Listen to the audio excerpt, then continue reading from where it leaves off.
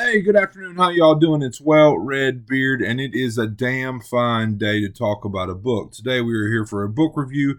It's a poetry review. We are talking about Imperfect Lodgings by Pete Mesling. It is my second read from Mr. Mesling. This is from Other Kingdoms Publishing. It's my second read from Mr. Mesling, having done Jagged Edges and Moving Parts.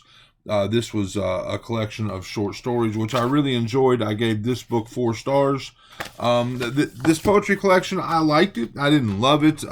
There were a few things that jumped out of me. A lot of the shorter pieces, like the not haikus, but very short poems, kind of jumped out at me as these beautiful, simple little truths. So I'll give you an idea of one of those right now, just so you know what I'm saying. This one's called The Inner Sense, and it says, art opens a sixth sense and reminds us that not all can be known by the other five. I like that. Not all can be known by the other five senses. It's pretty cool. So little things like that, they did stick with me. They made me think. I mean, again, it's a situation where I thought more about these. I spent more time thinking about these poems than I did actually reading them. But I mean, all in all, I enjoyed it. I'm at 3 stars on this particular poetry collection. Now, there's not a lot I can say about it. There's not a really a synopsis. There's a quote from Allen Ginsberg on the back. There's a quote from William Blake on the back, but there's nothing that really makes the summary the summary of this collection easy for me. All I can tell you is, it's about life and death, and heaven and hell, and the existence of God or the lack of an existence of God. There's a lot about aging, about growing old, about losing something we once had. A lot of stuff that hit home for me. But the idea that that death approaches, and we're dying every day. We're dying from the minute we start. A lot of sad, but real shit in this book. So I'm going to share with you some of my favorites, and then I got one of them that I really, really had a lot of fun with. But so this one's called "Living and Dying." It's one of my favorites. I'm going to read it to you right now. Dying is not a thing to come. It's already here, happening all the time. That wrinkle in the mirror since a week ago Tuesday is all the proof you should need of mortality. Too bad we do not foresee our own births, so we could revel in the anticipation as we tremble with fear at the song of the death bird that sings from every shadow. I like that one. Another one I liked, there's one here called Without Mercy, Without Wrath. I'm not going to read it to you, but it's talking about, is there no God in this heavenly hell, no devil to queer the stagnant hum? It does all these things, but it gets down, and I feel that it's kind of like summing up just the way things are now. No crying for strangers with histories of shadow. Let me turn this thing down a bit. No public displays of unalloyed disgust, but the one that really got me was no justice for fools or their jubilant mobs. Think about that. Think about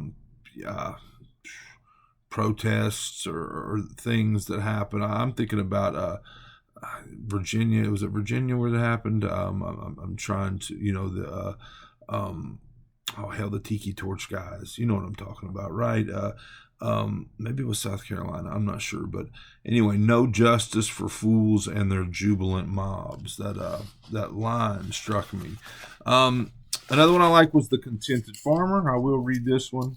I have never slept so soundly as I slept to the crepitation of my corn on fire in the night.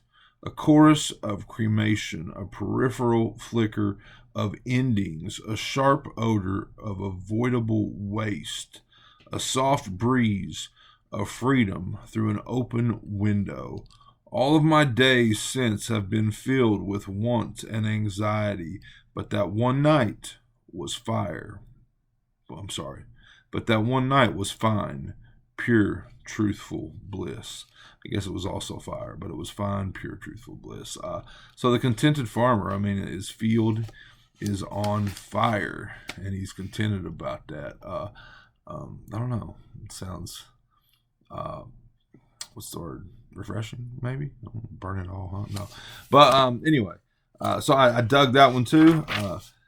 There's one here. Look, I'm a sunset junkie. People know that, but like recently, and this is no, big deep thought, but I recently, been thinking about how the sky is the prettiest right before it's black, right before it's dark, and all the things that are that we think of when we think of darkness, evil, bad things happening, all that shit happens at night, right? Anyway, but so this one's called Sunset. A hesitant shoal of pink offers the mountains illusory protection from the coming dark of night. One last act of beauty for the day. I like that. There's one other one here that I marked. So I'm not a fan of haikus. I'm not a fan of rules or parameters.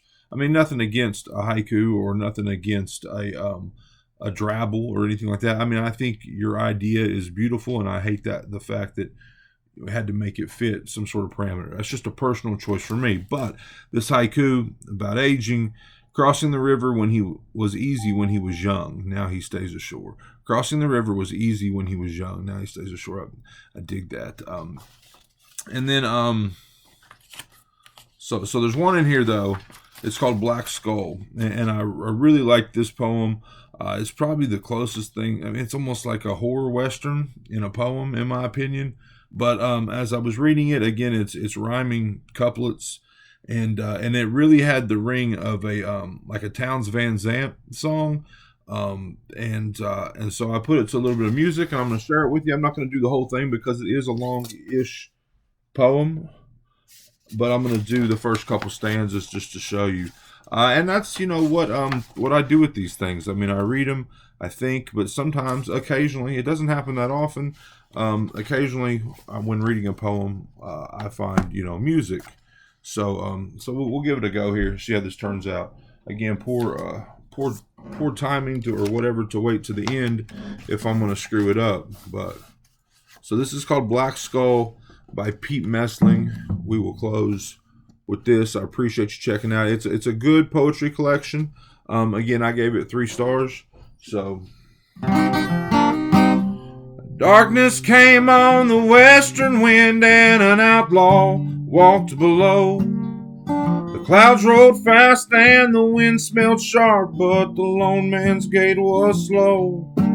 In a sloping ditch with the rock for a seat and a heel against his back, the man unwrapped his victim's skull, but he saw it had turned black.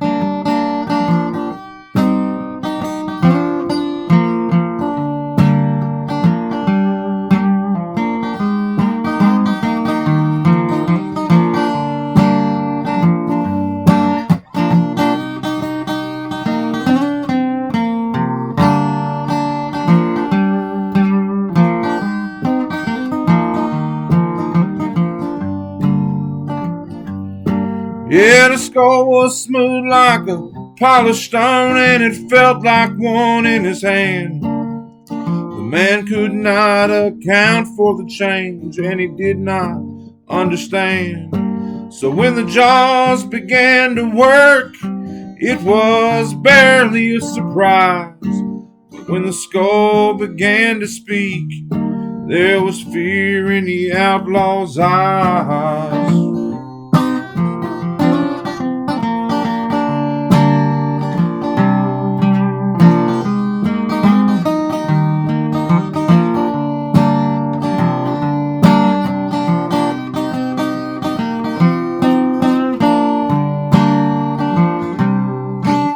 You get the point. I kind of messed up there at the end. Anyway, it's called Black Skull. It's much longer than I share with you, though, but it's a cool, almost like horror western outlaw feel to it. Again, it felt like a Townes Van Zandt song to me. So this has been Imperfect Lodgings, Pete Mesling. This is Well Red Beard. I enjoyed it, 3 stars. I hope you enjoyed my review. I hope you're enjoying all your books, all of them, as much as I am. If not, you're reading the wrong damn books.